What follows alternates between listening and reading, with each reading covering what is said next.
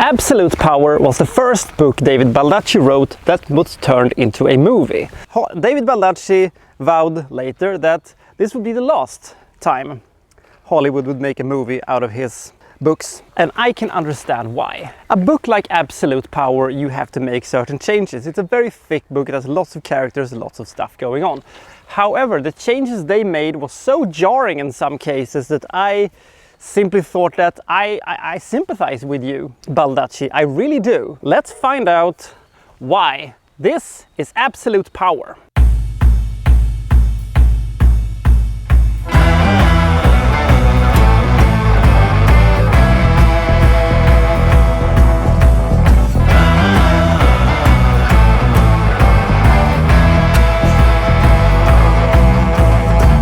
Luther Whitty is a very careful burglar who only burglars people's houses when no one is at home, and he checks their alarm system and stuff like that. Tonight it is an abandoned mansion that is his target, but it becomes unabandoned during his robbery, and behind a one-way mirror he sees how a woman and a man is rowdy and drunk and is going to have some good old banging. However, the banging soon gets a little bit too rough. The woman gets violent and stabs him with a letter opener or something like that, and he calls for help, and she's shot by the Secret Service because he is the President of the United States. Luther, having witnessed all this, escapes with the letter opener, and now he starts playing mind games with the president. Now this turns into a cat and mouse chase between our burglar, played by Clint Eastwood, and the Secret Service, one of them played by Scott Glenn, who has the best tough guy old dude face of all time. Look at him, he looks like he's about to cave your skull in with his thumb and then go back and watch the Ed Sullivan Show and have a snack. And in the middle of this we have Ed Harris, police officer, who knows that something is fishy but doesn't quite know what is. And now we have a movie. The book is one of the best I've ever read by David Baldacci. It is absolutely amazing.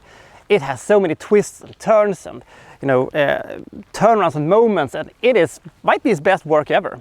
And when I read the book a couple of years after I saw the movie, I was sort of, well, that's dumb. This makes it a little bit difficult for me because this is a good movie. It has great cinematography, it has a great cast, it has pretty good acting, it has pretty good characters, it has suspense, and it has an interesting and unpredictable flow to it, which I like. It, however, attracts an old enemy. Bad third act syndrome. When the third act rolls out, it kind of diminishes everything. This is also where the biggest changes from the book is, and it's most jarring, and this is also where the movie kind of, it doesn't fall off a cliff or anything like that, but it just becomes more cliched, it becomes more traditional Hollywood and becomes not as fun and not as interesting. And the ending I always thought sucked major big time and was a bit of a cop-out. Otherwise, I mean, Gene Hackman is great as the president, even though in the book the president is more of a Robert Downey Jr. type of a guy, and it was a little difficult to buy into him, being the lover of this woman that, was so much younger than her, old husband, but that's beside the point. Some things they've changed from the book is quite okay, because I mean some stuff of it was a little bit weird, and I thought that was uninteresting and that was dumb and that was unnecessary. But I really miss Mike Graham from the book. One thing, however, that was a little bit funny is seeing Richard Jenkins as an assassin. This guy, Richard Jenkins, is an assassin in this movie. Life is so strange all the time. So this leaves me, as I said, in a bit of a dilemma, because if you have read the book but haven't seen the movie, don't see the movie. If you have not seen the movie and not read the book, I would say read the book but don't see the movie. But this is, however, a good thriller. This is a well-played thriller, but it never graduates, it never kicks in that second gear, which is so important. And as I said, the third act is very cliched. Clint Eastwood is a good director, but I think a Wolfgang Petersen, a Philip Noyce, a John McTiernan would probably have created an even better movie, and probably wouldn't have casted Clint Eastwood himself as Luther Whitney, or as if he did, probably reduced his role a little bit, making him the second biggest star.